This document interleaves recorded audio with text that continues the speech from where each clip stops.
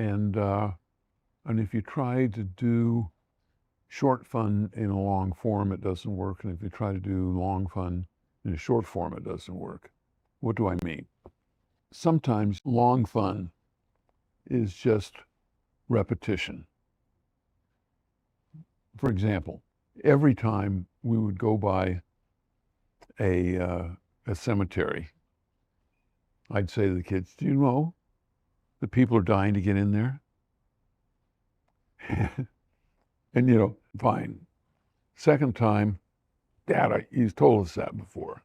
Third time, oh, come on, Dad, Fourth time, they're the first ones. Hey, Dad, did you know they're dying to get in there? How much of the building process for you is iterative versus inspiration that maybe is just innately in you?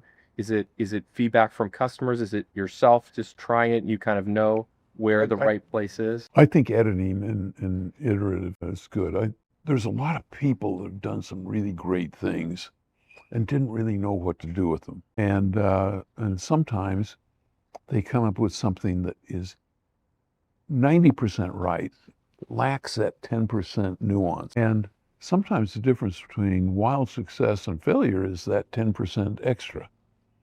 And so being an editor can be very, very powerful just by adding that extra 10% that was originally missing. Do you remember developing a product or being in a situation where you created something that you thought was incredibly fun and amazing, and then you put it in front of a customer or somebody? Do you remember experience like that and getting totally different feedback? Right in this, in Chuck E. Cheese, we thought that it'd be fun to encourage people to bust their own tables. We created Munch the Paper Eater, which was a vacuum that you'd hold a napkin in front and it'd suck it in and say, Munch loves paper, And then we decided to take it one step further, and we made a big coin sauce so you could roll the pizza tin in and it'd give you a token. We thought, okay, we'll give them a token to bust their own table.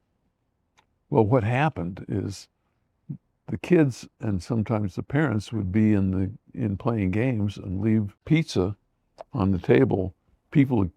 Other kids would come and grab the pizza tin, leave their unused pizza on the table to get the token. It just turned out to be a disaster. So sounded like a good idea, but in actuality, it didn't work. Actually sounds really fun. You talked about people having good ideas, but maybe not being able to know what to do with them. And I think this is one thing that you're really recognized for is, obviously you didn't invent games, but you really did invent the commercialization of games.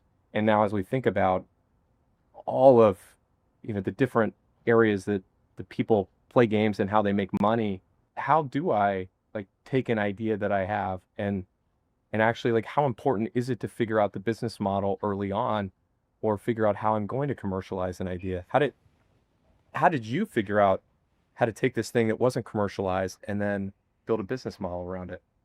Well, I've told people that the video game really was a series of happy accidents.